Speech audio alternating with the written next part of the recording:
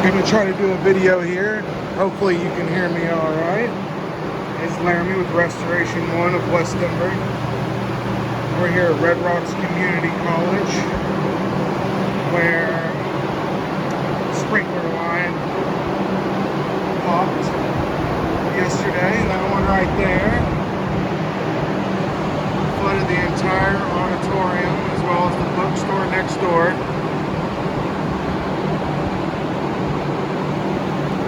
We have all of our drawing equipment, air filtration systems running.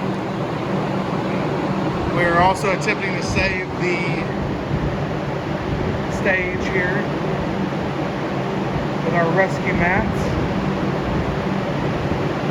You can see the water line on the door there. The water was pretty high in here. Our technicians are very diligent with removing cove base and numbering the pieces so that if it can be saved, it can be put right back on without having to buy new.